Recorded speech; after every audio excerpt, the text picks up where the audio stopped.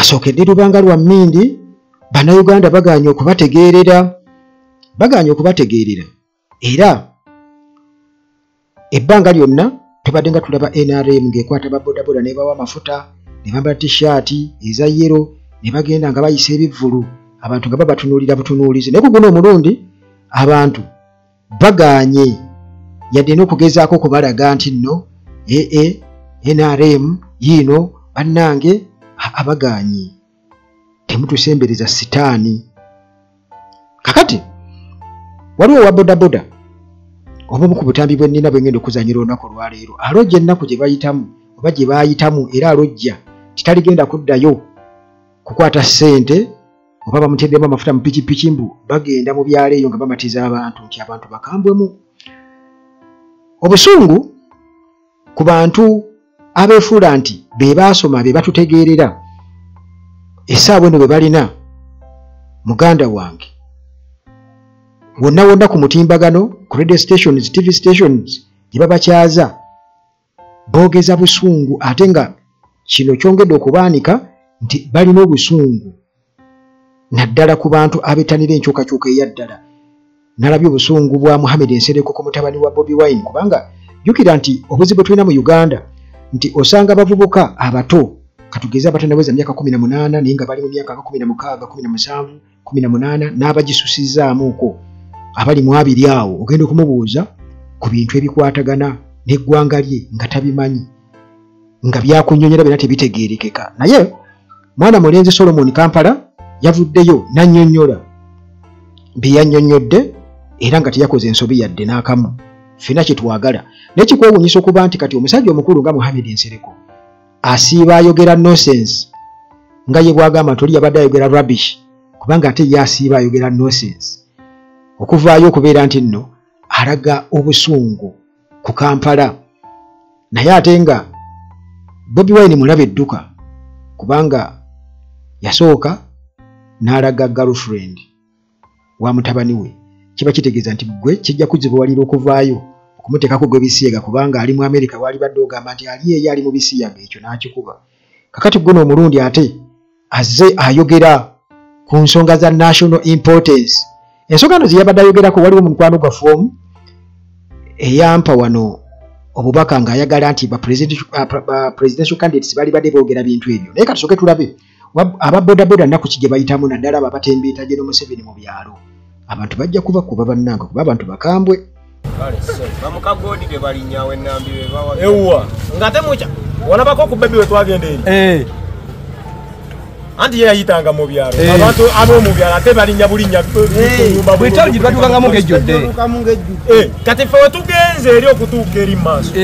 Kale sebo ngabambekanga genda kisirani genda nemva ku bantu nti yagwa ku ngoma eri awo etannaba kutandika kubibwa bakagikola olabye ku ngoma etannatandika kubibwako kini kye yagwa ku kyoja kati gwe wayambadde t-shirt naye nga t-shirt yongolo oluyagala nagijjamu nayambadde t-shirt naye nga buli wentuuka ku bantu abangi nzira mu bannange kwekweka nga batukuba mayinja so nga buli ali mu shati ya yero batukuba mayinja oyina kunoonya mmotoka gy'olabamu kugadingi anti kuba piki oyina kunoonya mmotoka ginayo okole bwoti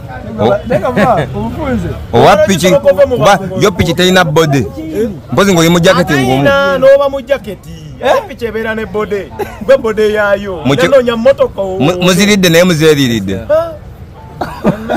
bakuwadde meka tebategeera butegeezi naye kuba munaku tekya gwe ali mukulu kukamba ali omudwaliro lyawa kalya mmesi nekambo abo b'ensingo tebasigaza mayinja forward eyo gira byagundi babadde tebeekutte n'agiweta lutwetya oba naginoonya awugule emmotoka bali malwaliro bali ku orient kati gwe tolabye emmotoka ze zisinga abantu obungi gwe tozetegereza ezibadde wawe abaana babuuseeko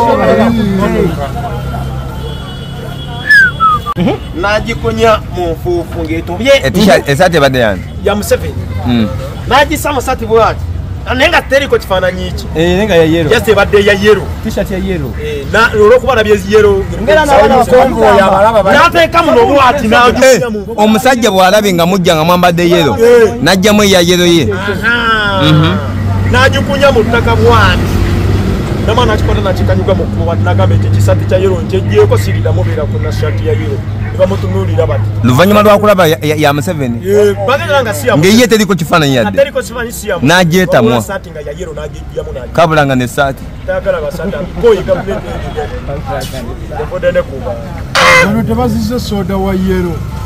Soda wa yellow nyiri tebasobola kuddamu. Omusaabaze nga yambala ekisaati kya muvumenti. Omusaabaze abantu basazeewo kufuuka namwatulira tebagenda kubasibako bintu bibamazeeko mirembe na ddembe ly'abuntu ettaka lyabwe lirugenze bali mu bwavu obutagambika so nga ate munnange bannaffe batugamba bye balina vision batugamba bye balina vision naye abantu babigaanye era buli muntu yena agezaako kutembeeta enjiri bo gye bagamba eya sitaani CBS yaluguddemu dda era abantu guno omulundi bagyatulidde bagirabudde era okuswala kw'amaanyi nnyo eri kaŋŋambe Obuganda kubanga munnange oyinza okutunuulira ebigenda mu maaso ne weewuunya naye abantu tebasirise. Ayisa abasajja tukuloopera iwe ku kitongole kya CBS okukyaza abantu okunafuya struggle gye tulimu okuva ku Monday mpaka ku Saturday. Abasajja tukuloopera okudira radiyo yaffe gye tusinga okwagala okugikozesa banafuye struggle yaffe ey'okununula ensi yaffe gye babbika. Basabo ne bannyawo abantu abamu tuli mu kusaaga ng'abantu bafa. Twababuulira ba Museveni bagenda 27 mu nsiko ffe tuli miliyoni na miliyoni esobola okwenunula. Naye bwe tulaba abasajja 7 nga bayingidde mu lutalo lwaffe balunafuye bannaye mulwane tuwalane ab'ebitiibwa abo. Anti owulira abantu ku guno omulundi nkugambye nti kino ekintu batuuse n'okubeera nga bakigeraageranya ku lutalo nti Museveni bagenda 27 n'emindi 27 kakati bo bali miliyoni na miliyoni bagamba nti abantu b'olubatu tebagenda kutufutubbalako. Awo we tuli muganda wange naye nga sinnaba kubeera nga ate ngenda ku bubaka bwa Solomon Kampala ne Mohamed Nsereko na butya abantu bwe babulaba n'amakulu agabulimu sooka omanye nti munnange Hillside View Apartments gye bali nnyo wali ejjanyi ku Church Entebbe Road tuuka Enamulanda Kitende Kajjansi buuza ejjanyi ku Church bwe bali Hillside View Apartments omuli buli kimu. Transport wa bwereere naddala mu abava ku airport beba Hillside View Apartments ate nga ne Maintenance Palace aba Maintenance Palace balina solar systems zonna gwe bali badde weetaaga balina water heaters balina CCTV cameras balina water pumps balina security lights zonna zikozesa solar. Kale munnange beba Maintenance Palace balina ebyamazi byonna n'ebyamasanyalaze byonna ne ttiimu ey'abakugesobola okuyambako b'installinga mu nnyumba yo. Ate nga Mukisa Transport Services basange ku 0749 bano balina emmotoka ezisobola okutambuza mu ggwanga lyonna naddala mu abagoba obudde ova ku airport ogenda ku airport kugoba flight aba Mukisa Transport Services bali ku 0749 Timo Property Consultants Limited bano bagoba ku nsonga z'ebyapa era balina construction company esobola okuyambako okuzimbira ennyumba y'ekirooto kyo okukussa n'okuguliza oba okuguza ettaka beba Timo Property Consultants naddala ku nsonga z'ebyapa babikyanga muganda wange. Omusawo Dr. Waali tolwala birwadde pressure sukaali yagamba bw'osi bulwadde abalina prostate abalina cancer Dr. Waali wane namba njigabira bwereere. Okay, embeera nga bw'ogiwulidde muganda wange abantu bakooye era nga bwe tuli essaawa eno Gen. Museveni atuuza ya lukugunyu kubanga abantu balaze nti bamukooye batutte abasibe ku kampeyini ze babajja mu makomera bwe batuukayo nabo balina ennaku yaabwe. Abayimbi bonna bakakasizza nti kituufu abantu baakoowa. Bobi Wine gwe baayita omuyimbi obuyimbi bagamba nti abamuliko abamukuŋŋaanirako mbuti si balonzi ne beebuuza nti ate kati Museveni abatamukuŋŋaanirako bo bali ludda bakubanga ye batwala bana ba masomero n'abalala naye waliwo obubaka Solomon Kampala bwe yabadde ayisaawo naye Mohamed Nsereko n'amubakira naye obubaka ng'oggyeko ekya Mohamed Nsereko kumubakira kyoba kye kyakutta abantu omubabiro naye ayina ensonga ze yabadde ayogerako ensonga ezo zifaanaganako ez'omuntu omu ze yampaako wano ze twayogerako okwo nti ba presidential candidates baali badde boogera ku bintu ebyo naddala okusinga oba oliawo okulumbagana abalala nti waliwo ensonga ez'omuggundu abantu ze balina okutegeera bategeere ddala mu butuufu nti eggwanga lyabwe nga gavumenti erina kubafaako etya biki byerina okukolako okusoosowaza kati Solomon Kampala yabadde n'ensonga ezo lwakuba Mohamed Nsereko teyabitegedde yabibuukidde naye akapande yakasomye bubi nnyo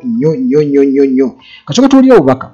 Uganda's economy may appear to be growing on paper, but in reality, it leaves most of us behind. As I said, more than 60% of the working age in Uganda, which is roughly 15 million people, are unemployed, or, depending on the case, underemployed, meaning that they either have no job at all or survive on unstable, low-paying work. In this crisis, we might not give it as much importance, but it's one of the most serious challenges facing Uganda today, where every year about 400,000 youth enter the job market to compete for only 90,000 available positions. This means the majority of young people, even those with degrees, remain jobless or underpaid. We've seen this in our country.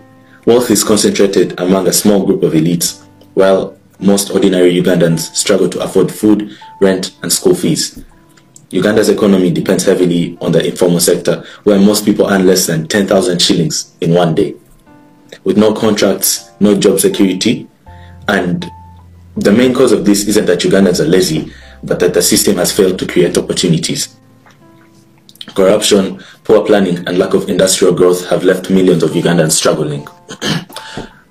The government has focused on loans and political survival, instead of building industries, factories, and training centers that create lasting jobs.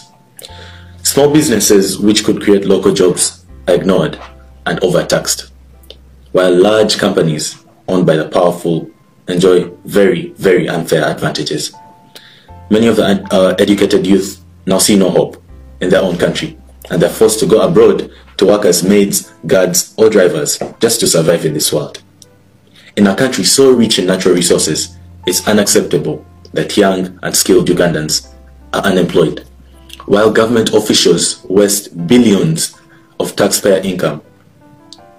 Unemployment in Uganda is not only an economic issue, it's a national emergency that continues to rob an entire generation of its future. The solutions to this that the National Unity Platform came up with was that it wants to reduce unemployment by creating 10 million new jobs by 2032. Their plan focuses on helping young people learn real skills that lead to work, like in farming, building, tourism, technology, and small businesses. NUP says schools should teach practical skills, not just theory, and support young people through vocational training centers, where they can learn trades like mechanics, tailoring, and carpentry, among others. NUP also wants to grow factories and local industries so that Uganda can make and sell its own products instead of importing everything. Like, you know, they plan to support tourism and technology. So today I want to discuss. Don't promote rubbish now. Rubbish sawulidde. Katamaleka video kano nga Nsereko alaga obuchayi balina ku Bobi Wine akulaga nti binene ku baana be oluvanyuma kudanjogere nimugenda kwewunyenza. What value? You want me to discuss someone's son? One, nsobola okwogera ebigambo ne bidemoralizing omwana oyo for his entire life. Don't bring him to public domain. Nkwegayiridde. Protect that child. Protect him. No, protect him. Protect that young man from politics. And you know ekifaananyi kya Uganda bwe kiri olwaleero bwekyandibadde. Yeebale nnyo, don't discuss that young man. Don't push a bogus agenda. Ndi mukwogera ku bintu ebikola amakulu. You want me to discuss that young man as an individual? Rubbish. Byayogedde. No.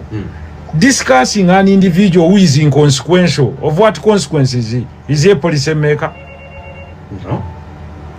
So, what are you trying to say? Don't tell me rubbish now. We told it to Vitalium magazine program. Don't bring, please, to talk about presidential manifestos. You're bringing a younger man who has just finished his adolescence of 20, talking about certain issues. Why would you want me to discuss it? Nali wanu nenkugano kuganze si discussing a CDF. Sali wanu nenkugamba. Let's discuss policies. Kakati encha ojja kungamba ngenda kuletera omwana wo muyimbi gundi. Obakati ongambe nti Alpha Sali yayogedde bwati. Ebyo mubirize mu programu zammwe ezagundi simanya music kabalukidde wano. Ensi etudde ewuliriza. Ewuliriza presidential aspirations. Of what value is that? Omulimi njagala ombulira atudde mu wini. Olwaleera ayagala kutunda bintu bi. Omuntu gwe bakwatidde maali. That's why abantu bali mu kugamba nti tuli mu campaign etali muki. Ne tutandise okwogera twogerawo na how we boost the economy. Tourism n'ebirala. Kati kyokola funa bato banne bajje ba discussing ebyo. Jafunayo obwana bwa Nasarawo obwa primary oletewo programu y'abato. Ani yali agikola omugenzi ani Nakabubi. Mama, save that child. Because my criticism and scrutiny is much bigger. Omwana tomuteekako mugugu ogwo. It's okay. I've never told funayo obwana obuli mu second rawo n'obulalala n'obwana obutototo bujje bu discussing a program. Kakati bino betulina okwogerako trade war between China ne America. Mu geopolitics ereta watch. The strength of the shilling now versus the dollar. How do we improve household income? Omulimi ali eyo alinda dryer. Okuimproving income ye. Ngomuterako message ero omuntu ajjako bujja radio. Nakakati bulira bye bazzeemu. Yayingidde mu katategeera. Saagala kwogera muleke. Save the young man. He's our child. Omwana waffe. Save him. Ampuliriza tuli ku radio 4. Mwana waffe. It cannot be good. Radio 8. At my level, it's not good. Nkubulira. Save the young man. No intellectual sako gyaba ayingiddemu nnene nnyo. Kyova olaba n'omupiira bateekayo under gundi under 30. Ekikulu si kuba nti Mohamed Nsereko teyategedde Solomon Kampala bye yayogedde, naye challenge gye yafunye nti yabadde tasobola kwogera bintu bimakinga nabya Solomon Kampala nti oba oliawo byamuzitoyeeko. Kubanga bw'oba yagala okakasa osobola okugenda ku mutimbagano n'olaba mu comment section ez'abantu biki bye boogera ne Mohamed Nsereko bye badde ayogera. Kubanga Mohamed Nsereko y'omu ku bantu abasinga okwogera ebintu biri bogus. Mujjukira wano nga agezaako mbuko tuleetera etteeka erya computer misuse. Ebintu fines ze yateekamu. Kati omuntu ng'oyo kiki ekisinga okubeera bogus? Kimutwalidde ebbanga okugaana okwogera ku ebyo Solomon Kampala byayogedde okusinga ebbanga Solomon Kampala lyakozeseza nga nnyonnyola ensonga ze yannyonnyodde. Tiye just okugaana obugaanyi mu program okunnyonnyola oba okwogera ku commentinga ku bya Solomon Kampala atutte ebbanga ddene nnyo okusinga n'owuliza eddakiika ze yakozesezza ng'ayisaawo ensonga ze. Ekyongera okwakakasa nti ekintu kyayisaamu amaaso kyabadde kinene nnyo, wabula nti kino nakyogerako ebbanga eriyise emabega era mbadde nga nzija nkyogerako eri abawuliriza oba balabi wano ku Uganda at large nti abavubuka oba abaana abato wano e Uganda abamu bw'owulira ebibavaamu oyinza okukaaba kubanga ekisooka tebamanyi bikwatagana ku nsi yaabwe. Olaba nti omutaso akunnyonnyola bintu ng'ebyo okugamba ensonga ezirimuko ku ggumba, naye nti nga bw'omanyi nti waliwo omuntu omu nga yalowooza ahead. Kati Bobi Wine yenze bwe ntunuulira ebintu bino kati nga ngezezzaako okukola deep thinking ndabira ddala nga ekintu kye yakikutte bulungi olw'ensonga. Ekisooka nti Solomon Kampala kyali kyangu nnyo musibako ekyebisiyaga kuba abadde bagezako kimutambulizaako. Yavayo n'abalaga girlfriend abasinga bo ne balowooza nti just ne bagamba tewali mukka watali muliro. Ekyo tekyakolebwa bukolebwa bwe kityo, wabula nti abantu baali bakumusibako ekyo ebisiyaga anti bisiyaga nga mbadde mmanye kati tekyali asobola kimusibako kubanga mututu obudde bungi nga mwogera ku girlfriend gwe yabalaga. Kakati golizane abasiko walinzaawo. Ekyokubiri nti essaawa eno mwe mugamba ali eyo mbusimanyi bo bali bweru bali mu kulya life mwe muli eno mubonaabona abaana be bali bweru already obubaka butuuse akunnyonnyodde ensonga ate nga nsonga mweziri muganda wange kubanga nkugambye nti ensonga waliwo omuntu omwe yagyogerako wano era ng'alina ebintu byasuubira okuba nti abantu be balina okubeera nga boogerako. Kakati ekyo muganda wange aba amaze okukyejjako aba yejjeko kiri ekikwa ky'ebisiyaga nekino ekyokuba nti kati bali eyo bali mu kulyaki tebafa ku ggwanga lyabwe. Ekyo naawe osobola okuba ng'okiraba. Afaanaganyeeko ddolo eyasala omusango n'agamba nti kooti masho aba civilians balina kubeera nga bavunaanibwa mu kooti masho balina kuvunaanibwa mu kooti zino ez'abantu naye mugende mu palamenti muyinza obisolovingira eyo kitegeeza yakyejjako bwejja okitegeera ye yakyejjako bw'atyo n'asigala ng'ali clean yakozesa psychology. Okay, abakitegedde bakitegedde naye bwe tutunuulira obubaka obwa Solomon Kampala kakati nga otugezako bo kubakuba okulaba ddala biki byabadde ayogerako. Nyinza obutayita mu bigambo exactly byayogedde naye nga waliwo omuntu omu gwe twali twogera naye n'aŋŋamba nti wano ku Uganda tulagi bwe tuba twogera ku presidential campaigns twolekera 2026 naddala katugeze oba Robert Kyagulanyi Ssentamu n'abo abalafubanira enkyukakyuka ye ng'agamba nti essira baali badde baliteeka ku manifesto zaabwe okusinga manifesto era bw'otunula ebigambo byayogedde Solomon Kampala bibadde bijjirayo ddala ebiri mu manifesto eya NUP okusinga oba oli awo ate okutwala obudde oba mu kubeera diverted kati nga n'ebintu by'abaamongo n'abalala newankubadde nga nabyo byamakulu nnyo.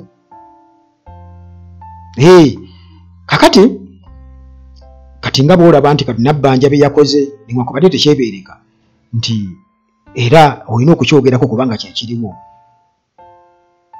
Kakati ebyo abalonzi oba oli awo nti bayinza okuba nga babiwulira bye boogera naye kati tutumutendera abantu kati nti ssaawa eno abantu buli kimu bakitegeera bulungi nnyo n'okusinga oba oli awo n'abo abalowooza nti bye bayisa empisi z'ebyobufuzi nti babitegeera nnyo kati nga wala Mohamed Nsereko Abedi Bwanika Mpuuga bo balowooza nti kati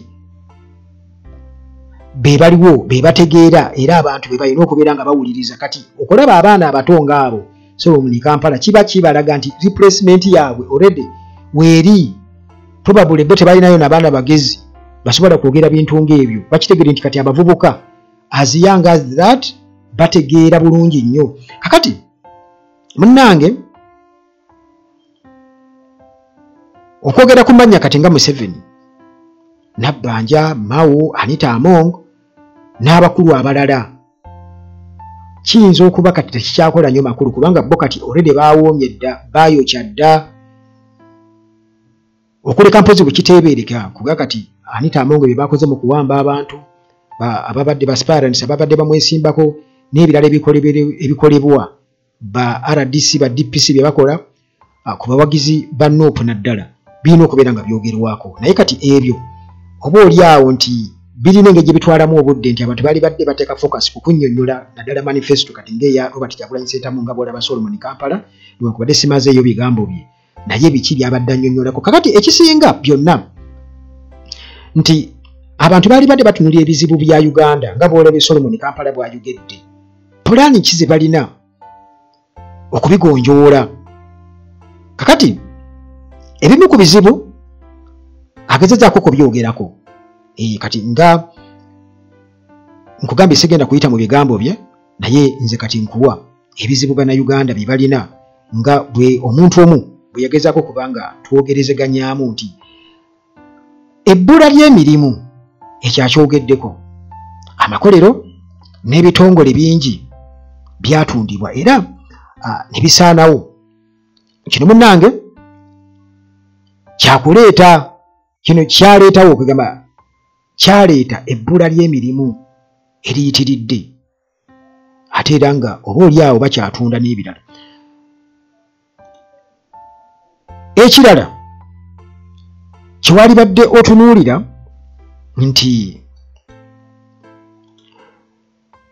twagala okumanya amakolero gano pulaani ki ey'okugazzaawo okukosa n'ebitongole ebirala nga katugeze commercial ne cooperative banks n'ebirala. Ekyokubiri, education system, ebyenjigiriza. Kati okusinziira ku beesimbyewo abalafubanira enkyukakyuka batubuulire ebikyamu ebiri mu education system n'engeri ey'okubitereeza. Solomon Kampala abikoonyeeko. Kati nandiwadde amagezi nti Uganda yanditeese nnyo essira kuzimba polytechnics abyogeddeko kubanga twetaaga ekisooka abazimbi, ababazzi, bamakanika, abaweesi n'abalala nga bino byonna bireeta emirimu ebyo abyogeddeko. Era mu manifesto ya Bobi Wine mwebiri, manifesto ya NUP si eya Bobi Wine wabula manifesto eya NUP mwebiri. Health sector, ebyenzijanjaba abyogeddeko. Naye simanyi Mohamed Nsereko oba yabadde awuliriza, naye nze kyentegedde nti yatidde. Kituufu nti yatidde kibadde kyekango. Kakati ebyobujjanjabi batubuulire ebizibu ebiriyo era pulaani ki mu manifesto eyo okubigonjoola. Solomon Kampala abyogeddeko byonna ebyo.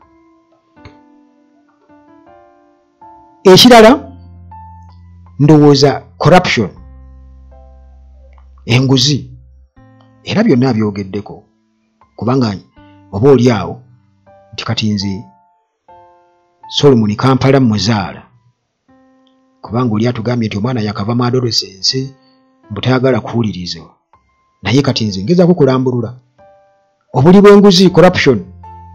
Batubuulire ki ngeri ki ey'okutaasaamu eggwanga lino ku nguzi. Ensonga ey'okutaano. Kakati bodaboda, ensonga eno mugiwulirize bulungi nnyo kubanga bodaboda pakati essaawa eno ye employment ndowooza kati gwe mulimu ogukyasinze okubaawo e Uganda wano. Era nga kubanga tewaliwo choice bwegamba muntu gyoyinza kugamba nti buli muntu yenna alowooza muvubuka agiramu katono bw'ati aba alowooza kufuna bodaboda ekyennaku agenda kugifuna ku looni. So nga ate munnange ne bw'aba anaatera okumalayo looni twakitegeera nti kampani z'abampembe zennyini ate era zirina tracking devices zateeka mu bodaboda ezo bajja ne bazibabbako ne babapangira ne bazibabbako ng'anaatera okugimalayo. Naye kyewuunyisa nti bwe baba bagyagala nga bamubanja tracking device ekola era ne bamuzuula yonna gy'ali ne baba yeekweseewa kasita bagimubbako ng'anaatera okugimalayo tracking device eba tekola era nabo esobola okubabula bodaboda ekikakasa nti be babeera bagimubbyeko. Kakati nga bekuga nti ye main employment kati gwe mulimu oguliwo abavubuka gwe bakola.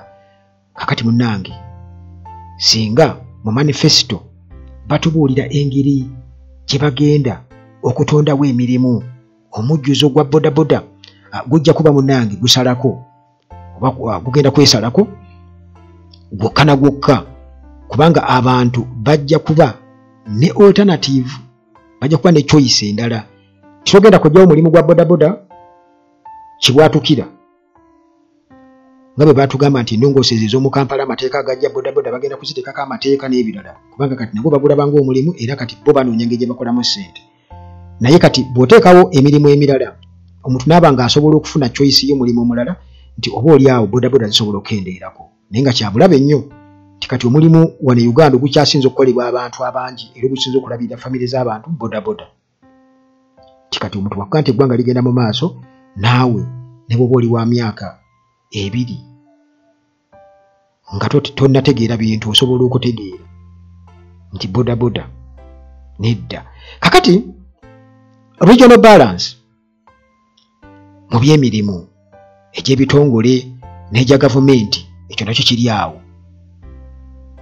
ensonga ey'omukaaga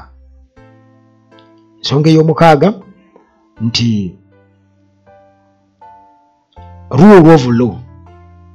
rule of law enfuga ey'amateeka nga bwe kiri mu nsi endala wane Uganda